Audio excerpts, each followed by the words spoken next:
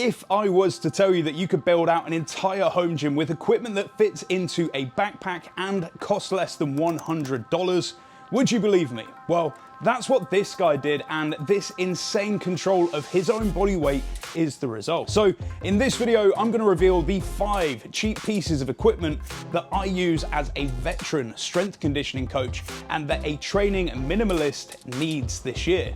Then I'm going to show you how you can harness it and how I used it for 6 months while testing my bodyweight master strength project to do one of the hardest bodyweight movements in the world, the Iron Cross. The first piece of equipment you need is, of course, the Olympic rings. Incredibly portable, insanely versatile. You can use these bad boys for pretty much every muscle group in your body. You can use them for pushing, you can use them for pulling, working holds as you get more advanced, and you can train with them almost anywhere.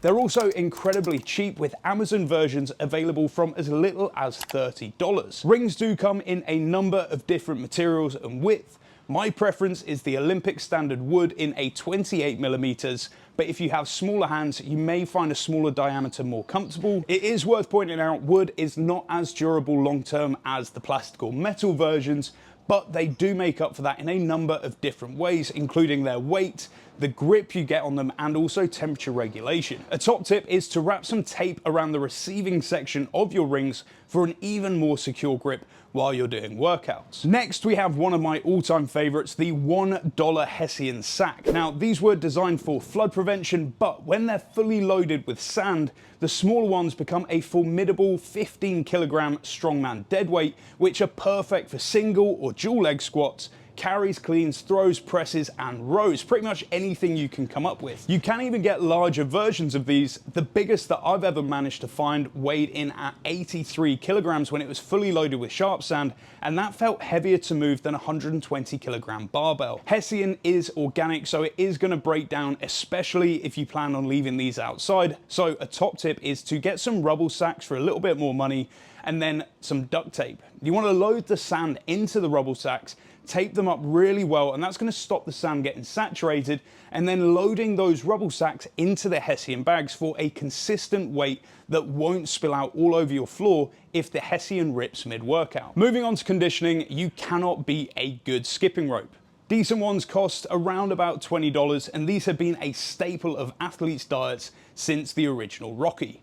Conditioning your lower body, your core, your shoulders, and forearms, a really good rope like this speed rope from RX can be used for low impact steady state. It can be used for high intensity interval work, or as part of a big chipper or circuit session. If you do plan on using a rope often, it is worth spending a little bit more money on getting a rope with a braided steel core. They're much more durable and much less likely to snap. Good bearings in the handle are also really nice to have, but they only really pay dividends if you're practicing double under movements or speed movements. One of my all-time favorite skipping workouts for you to try is 5 minutes of continuous skipping. Anytime you make a mistake, pause the timer and complete 5 kneeling press-ups if you're a beginner, or 10 full press-ups if you're novice or advanced, every time the rope stops spinning. It sounds really simple, but the tricep and delt pump that you get from that is on another planet. The length of your rope is also really important if you plan on using it regularly. So if you have a rope where you can set the length, you want to be standing in the middle of the rope and then pulling it up taut. You want the handles to be reaching just under your armpits. Piece of kit number 4 in this list is again incredibly simple but insanely versatile, particularly for anyone that's struggling with creaky knees, and that's a $5 16 by 16 inch bit of 5/8 plywood, which when you angle it against a step, a Hessian sack, or any other static object becomes a budget slant board. You can use these really effectively to change the target muscle groups which you're using in squats and lunges, which if you're into barefoot shoes like I am, is an absolute must.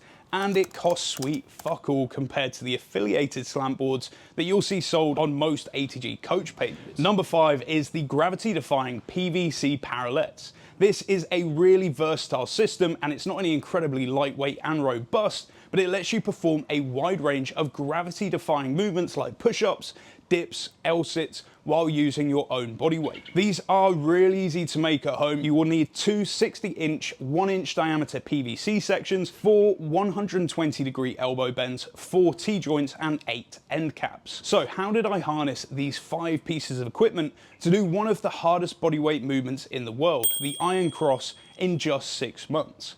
Well, I trained intelligently, progressively, and I knew when to rest, which might not sound very sexy or very useful, but it's one of the most misunderstood principles in bodyweight mastery. And it's what we're going to have participants doing in our upcoming bodyweight mastery strength project next month. With a little thought, a lot of patience, I guarantee you can do 99% of your strength training with that kit alone. As always, thanks for watching our rundown of the best cheap fitness equipment for a minimalist in 2024. Which one of our top 5 are you most excited to try? Make sure you let me know down in the comments below, and don't forget to hit that subscribe button for free entry into our 10,000 subscriber giveaway, and stay tuned for more fitness tips and updates. Keep pushing your limits, and I look forward to seeing you again next time.